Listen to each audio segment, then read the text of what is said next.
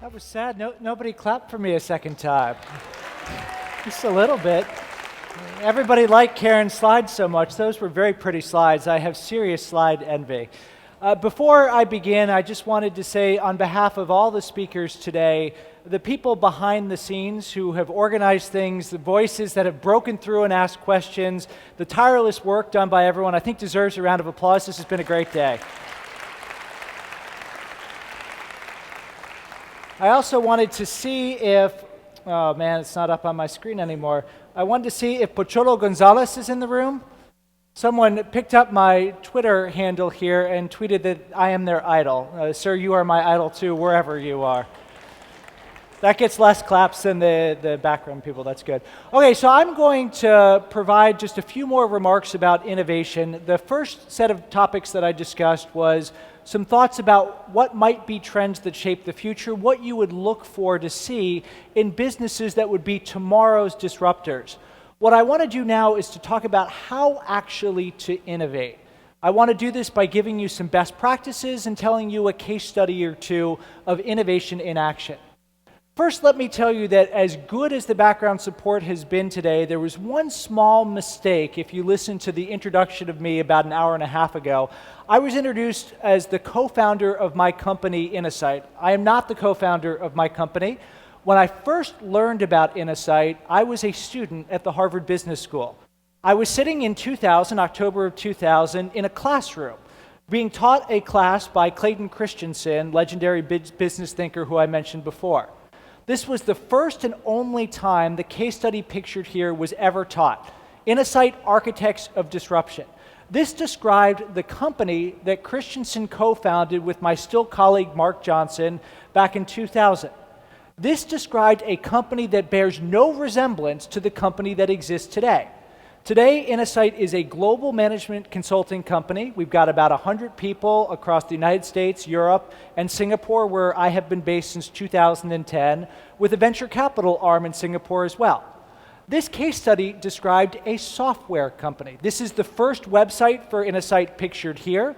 The idea here was Innosight was going to take Clayton Christensen's great big academic brain and put it in a box and turn it into a software program. I remember distinctly reading through this case study and having it taught to me and going home and saying to my then girlfriend, now wife, this is a pretty interesting guy, this is a pretty smart guy, but this is a really bad idea. And it turned out I was right, this was a bad idea, this failed. The second version of Innosight bore almost no resemblance to the Innosight that exists today. It was a conference business. The third version of Innosight bore almost no resemblance to the Innosight that existed today. It was a newsletter business. The fourth version of Innosight begins to look like the Innosight of today. Now, I've been in the field of innovation for about 15 years now. I've seen in that time hundreds, if not thousands, of ideas. I've seen ideas from great big companies. I've seen ideas from my employees. We've seen entrepreneurs pitch to our venture capital arm. All of these ideas are the same. Every idea to innovate is partially right and partially wrong. The fact that Innosight's first version was incorrect is no anomaly. This is the way the world works. What separates success from failure isn't how smart people are, it isn't how good their plan is, it's what they do when, not if, the first idea doesn't work. I've also learned over the last 15 years that this need not be magical, this need not be mysterious, this need not be a black art, this is a discipline. You can increase the odds of successfully innovating if you remember four faces. Here's the first one, Peter Drucker, one of the world's most famous and influential management gurus. Drucker reminds us of first principles. The purpose of a business, Drucker once wrote, is to create a customer. If you don't create a customer, if they don't transact with you, nothing else matters. How do you create a customer? Drucker also wrote, the customer rarely buys what the company thinks it is selling. You think you provide a product, you think you offer a service, but that's not what the customer perceives. They've got a problem and you've got an answer. Great innovators find problems worth solving. It might be an innovator's own problem. They might solve it for themselves.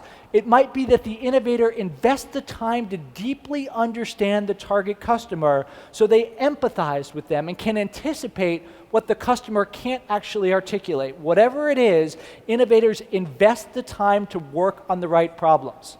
Second phase, Pablo Picasso, the great Spanish artist, who once said, "Good artists copy, great artists steal." One of the mistakes we make when we innovate is we think we have to do something that no one in the world has ever done before. This is not true. Steve Jobs once said, if you ask a creative person how they did it, they feel a little bit guilty, because creativity is nothing more than connecting things. He was a big fan of Picasso's.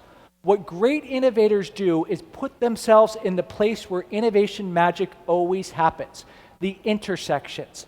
They're brushing up against new people. They're colliding with new ideas. They're studying other industries so they can take an idea from one area and bring it to another.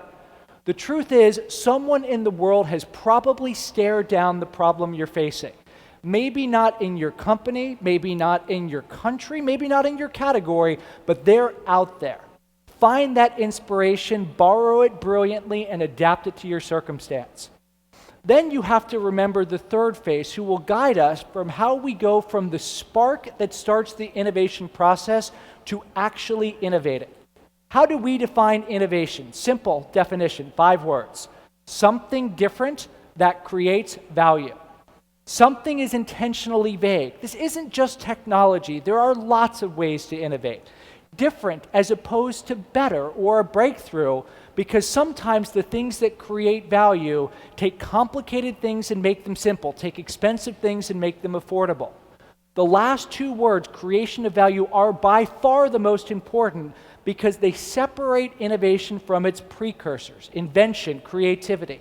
You need those sparks, but until you translate them into revenues, profits, improved satisfaction, whatever, in our eyes, you have not innovated.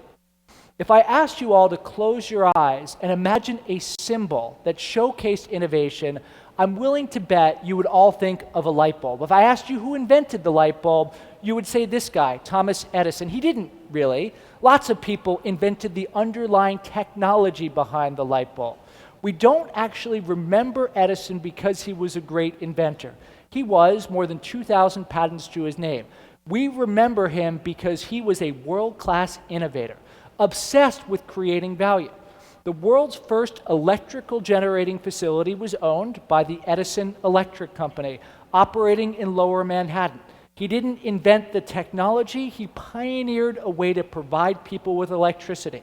Never forget his quote, "Genius is 1% inspiration and 99% perspiration." You've got to go and make it happen. The final phase is, in my mind, the most important phase of the 4 that I'll show you. Remember, every idea is partially right and partially wrong. You cannot tell which part is which through analysis, because no matter what, you're going to be making assumptions that will prove to be wrong. If you try to do it only through analysis, through spreadsheets, through expert interviews, etc., you will learn a lesson taught by the great American philosopher, actor, and occasional boxer Mike Tyson, who once said, "Everybody has a plan until they get punched in the face." The punch you will receive is the plan that looks so good on paper ended up resting on shaky assumptions. Remember how the Wright brothers solved the problem of allowing a human being to fly. Before they built an airplane, they flew a kite. If a kite crashes, nobody gets hurt. Before they built a kite, they built a wind tunnel, a cardboard box, bicycle spoke wire, and a fan that allowed them to dramatically simplify running experiments and learning. You need to do the same thing. Let's talk about innovation in action at a relatively small business. The picture here is from 1917. This is a class from an institution in Philadelphia in the United States called the Settlement Music School. Settlement was founded in 1908. In its history, it has educated tens of thousands of young students in classical and jazz music. Illustrious alums include Kevin Bacon and Albert Einstein. If you wondered how they connected, there you go, 6-degree connection right there. In 2010, the woman pictured in black, Helen Eden, became the 6th executive director of the Settlement Music School. At the time, the school had 6 branches like the one you see pictured on the left side of the screen here. A reasonably small business, about $7 million a year in fees from classes, about a $20 million endowment, a not-for-profit company. Eden gave her team a challenge. How do we take these physical facilities and transform them? Make them a third place, like a Starbucks or a house of worship, where not just children, but adults gather? How do we go and expand to target a new segment? We came in, my organization, and ran just a couple days of training for Eden and her team. They then went out and did all the things that great innovators do. They immersed themselves in the market. They talked to adults in the area. They kept hearing recurring themes. Adults were lonely. They found it hard to make friends, and they wanted new ways to meet people. Music was a connection to youth. As they studied other businesses like Picasso, they began putting pieces together. Like Edison, they started thinking not just about a class, but everything required to make it happen, how they would attract and market and do everything to deliver value. They came up with an idea, they then tested it. The idea ultimately became called Adult Rock Band. The idea here is you get a group of people together, each in an individual instrument, under the tutelage of an expert instructor. It's a way for people to meet new people. It's a way for them to jam and recapture a piece of their youth. This is done by a group of people that looks no different than the people in the room here. One of the great mistakes that we make sometimes in conferences like this is we think, I'm not Tony Fernandez. I'm not on the board of directors of Uber. I didn't run Obama's campaign. Therefore, none of this stuff matters to me. But anyone here can, and everyone here should, think about how they can do something different that creates value. The most important word in this definition, by far, is the first one.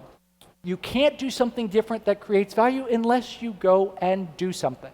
The best gift I ever received from a project team is this. This is a bobblehead doll affectionately known as Skoda. This is my head grafted onto the body of the Star Wars character Yoda. The team had told me they were going to try and do something. I said, no, this is not a try or try not. This is a do or do not. You need to do the same thing. By way of metaphor, a couple years ago, my now 10-year-old boy Charlie announced he wanted to learn to ride a bike. What did we do next? We did not watch any YouTube videos. No PowerPoint presentations were involved. We did not discuss the theory of bike riding. Charlie got on a bike and began to pedal and fell down. He got up. He began to pedal. He fell down again. He got up. Today, Charlie is a competent bike rider. He can get from point A to point B without too much difficulty. If he practices enough, he could be a proficient bike rider. Performance-enhancing drugs and Tour de France might be in his future. Don't do drugs. They're very bad. You need to do the same thing. Get on your innovation bikes. Within everyone is a world-class innovator. This is a discipline. This is a set of skills that any of you, with the right conscious practice, can master and can manage. This is my 64th trip to the Philippines since I moved to Singapore in 2010. I've worked with some of the great companies in this country.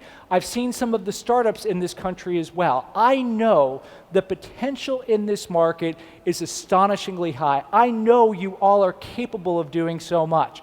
So please, go do something different that creates value. Thank you very much and good luck.